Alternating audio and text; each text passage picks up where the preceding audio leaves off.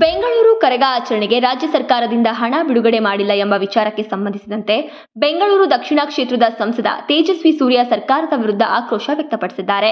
ನಮ್ಮ ಹಿಂದೂಗಳ ದೇವಾಲಯಗಳನ್ನು ನಡೆಸುವ ಅಧಿಕಾರ ಹಿಂದೂಗಳ ಕೈಗೆ ಕೊಡಿ, ದೇವಾಲಯ ನಡೆಸೋದು ಸರ್ಕಾರದ ಕೆಲಸ ಅಲ್ಲ ಎಂದಿದ್ದಾರೆ.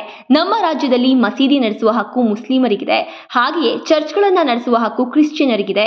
ಅದೇ ರೀತಿ ನಮ್ಮ ದೇವಾಲಯದ ಹಕ್ಕು ಹಿಂದೂಗಳಿಗೆ ಇರಬೇಕು ಎಂದು ಸಂಸದ ತೇಜಸ್ವಿ ಸೂರ್ಯ ಆಗ್ರಹಿಸಿದ್ದಾರೆ.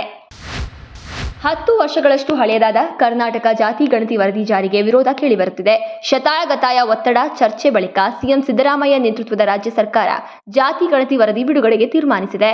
ಈ ಸಂಬಂಧ ನಡೆದ ಸಚಿವ ಸಂಪುಟ ಸಭೆಯಲ್ಲಿ ಚರ್ಚಿಸಿದ್ದು, ಏಪ್ರಿಲ್ 17ರಂದು ಸಂಪುಟ ಸಭೆಯಲ್ಲಿ ಮಹತ್ವದ ನಿರ್ಧಾರ ಕೈಗೊಳ್ಳುವುದಾಗಿ ತಿಳಿಸಿದೆ. ವರದಿ ಸತ್ಯಾಸತ್ಯತೆಗೆ ನಿವೃತ್ತ IAS ಅಧಿಕಾರಿಗಳ ನೇತೃತ್ವದಲ್ಲಿ ಸಮಿತಿ ರಚನೆಗೆ ಚಿಂತಿಸಿದೆ ಎಂಬ ವಿಚಾರಕ್ಕೆ ಪ್ರತಿಕ್ರಿಯಿಸಿದರು. ಈ ಮಧ್ಯೆ ವರದಿಯನ್ನ ನಾವು ಒಪ್ಪಲ್ಲ, ಎಲ್ಲಾ ಪಕ್ಷಗಳ ನಾಯಕರ ಜೊತೆಗೆ ಚರ್ಚೆ ಮಾಡಬೇಕು ಎಂದು ವಿಧಾನ ಪರಿಷತ್ ಸದಸ್ಯ ರವಿಕುಮಾರ್ ಒತ್ತಾಯಿಸಿದ್ದಾರೆ. ಯುರೋಪಿಯನ್ ರಾಷ್ಟ್ರಗಳಲ್ಲಿರುವಂತೆ ಹುಬ್ಬಳ್ಳಿ, ಧಾರವಾಡ, ಅವಳಿ ನಗರಗಳ ನಡುವೆ ಪ್ರಾಯೋಗಿಕವಾಗಿ ವಿದ್ಯುತ್ ಚಾಲಿತ ಕ್ಷಿಪ್ರ ಸಾರಿಗೆ ವ್ಯವಸ್ಥೆ ಜಾರಿಗೆ ತರಲು ರಾಜ್ಯ ಸರ್ಕಾರ ಮುಂದಾಗಿದೆ.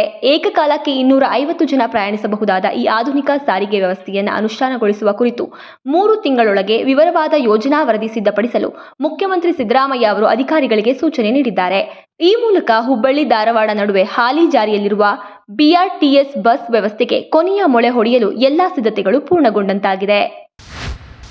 ಮಹಿಳೆಯರಿಗೆ ಅರ್ಧ ದರದಲ್ಲಿ ಟಿಕೆಟ್ ನೀಡುವ ಮಹಾರಾಷ್ಟ್ರದ ಬಿಜೆಪಿ, ಶಿವಸೇನೆ, NCP ಸರ್ಕಾರದ ಗ್ಯಾರಂಟಿ ಯೋಜನೆಯಿಂದ ಮಹಾರಾಷ್ಟ್ರದ ಸಾರಿಗೆ ಸಂಸ್ಥೆ MSRTC ಆರ್ಥಿಕ ಸಂಕಷ್ಟಕ್ಕೆ ಸಿಲುಕಿದೆ ಹಾಗೂ ಸಿಬ್ಬಂದಿಗಳಿಗೆ ಪೂರ್ಣ ವೇತನ ನೀಡಲಾಗದ ಸ್ಥಿತಿಗೆ ಬಂದು ನಿಂತಿದೆ. ಏಪ್ರಿಲ್ನಲ್ಲಿ ಕೇವಲ ಅರ್ಧದಷ್ಟು ವೇತನವನ್ನು ಮಾತ್ರ ಬಿಡುಗಡೆ ಮಾಡಿದೆ. ಸರ್ಕಾರದ ಈ ಗ್ಯಾರಂಟಿ ಕ್ರಮದ ಬಗ್ಗೆ ಖುದ್ದು ಸಾರಿಗೆ ಸಚಿವ ಪ್ರತಾಪ್ ಸಾರಾನಾಯಕ್ ಅವರೇ ಪರೋಕ್ಷ ಅಸಮಾಧಾನ ವ್ಯಕ್ತಪಡಿಸಿದ್ದಾರೆ. ಅವರು ಸ್ವಂತ ಸರ್ಕಾರವನ್ನೇ ದೂರಿದ್ದು, ಹಣಕಾಸು ಇಲಾಖೆ ವೇತನಕ್ಕೆ ಮೊತ್ತ ಬಿಡುಗಡೆ ಮಾಡುತ್ತಿಲ್ಲ ಎಂದು ಕಿಡಿಕಾರಿದ್ದಾರೆ.